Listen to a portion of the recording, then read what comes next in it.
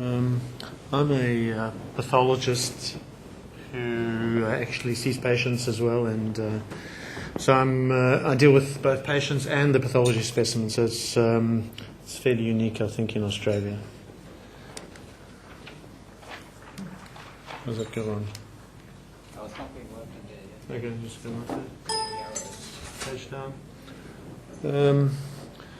There's a couple of reasons why I want to talk today. First of all, I want to emphasize how, as people live longer, they have more risk of skin cancer.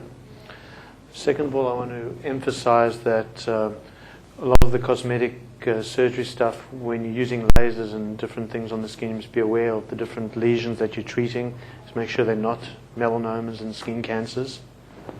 And I just want to also emphasize the problems of actually staying out of the sun too much.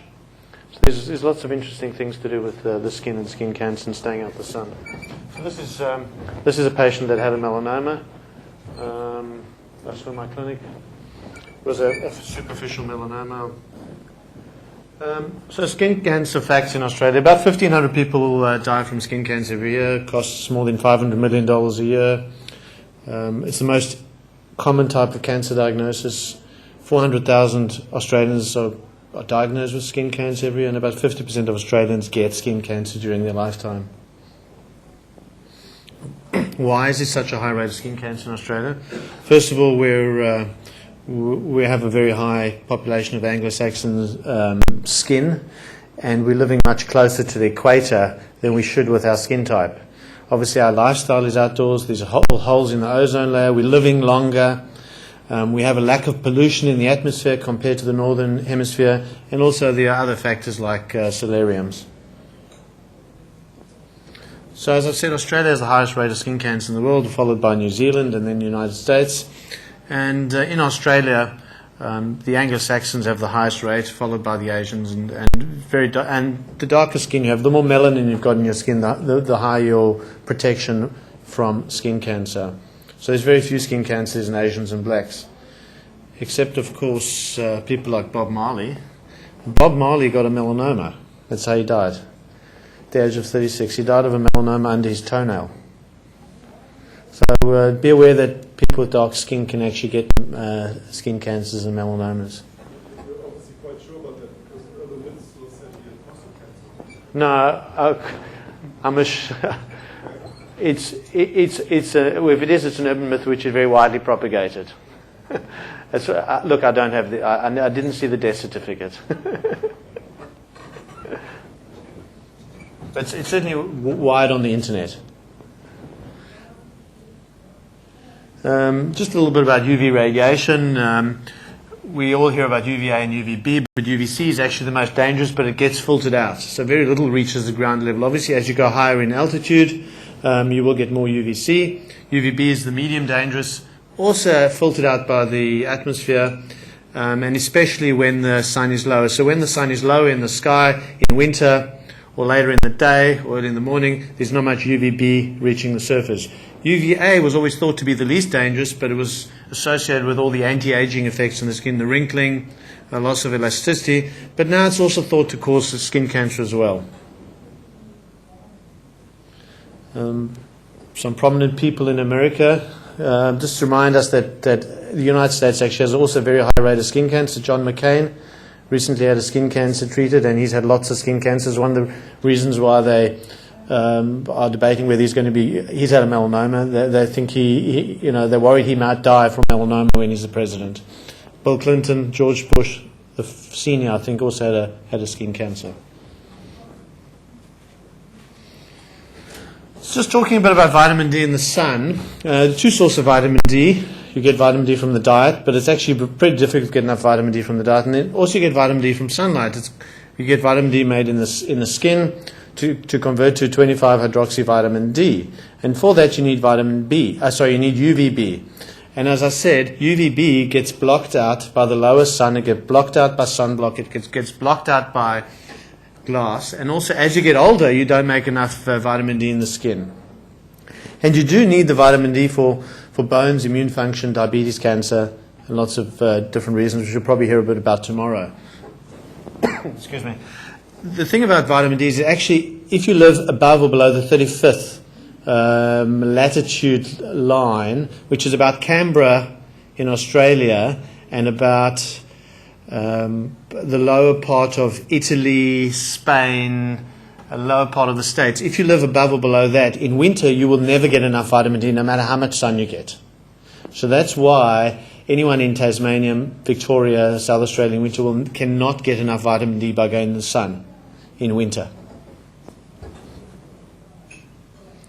As I've said, melanin in darker skins prevents penetration of UVB, but it also prevents you converting vitamin D. So in other words, dark-skinned people who live in cooler climates will not have enough vitamin D, and it's thought that darker-skinned individuals, as they migrated north into Europe, developed pale skin in order to make more vitamin D due to the reduced vitamin B. And of course, those pale-skinned individuals have now gone back to the warmer climates with much more UVB, therefore they're at risk of skin cancer. This is actually the same patient as I showed you before. This was not a melanoma. This is on the back of his neck. It was a tennis player. Looks a bit nasty, but I nicked it off and it actually wasn't a melanoma. So there's a bit of a balancing act between getting enough vitamin D and preventing skin cancer. There are some Australian recommendations about when you need to get enough sun. But obviously, probably the best way to get enough sun, to get enough vitamin D, but to not get skin cancer, is to take as many clothes off as you can and go into the sun in the middle of the day for 5 minutes. Okay, in that way,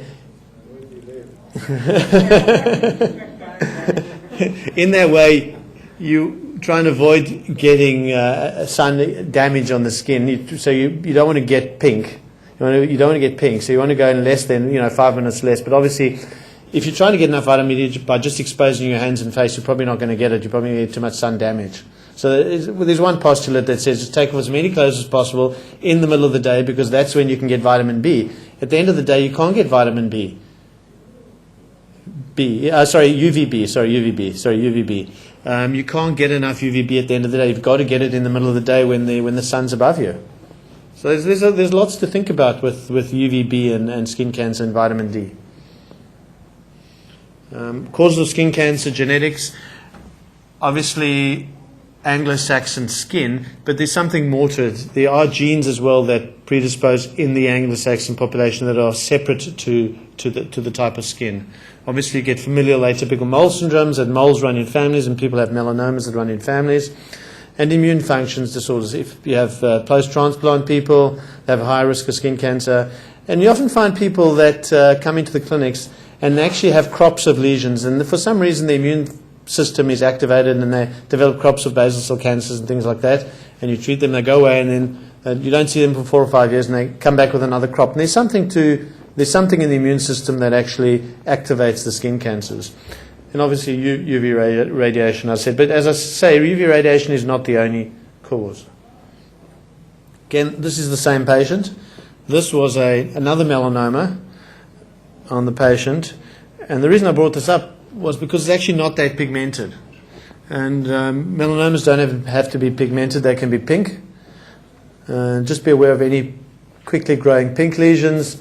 This one has got what's called a reverse network in these areas. There's obviously areas of regression, and it looked a bit atypical, and it's got types of blood vessels and on the surface. So it looked atypical, and that's a dermatoscopic picture.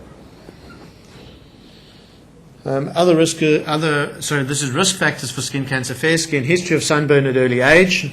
It's been shown that those people that arrive in Australia before the age of 10 have the same risk as Australians of the same skin type.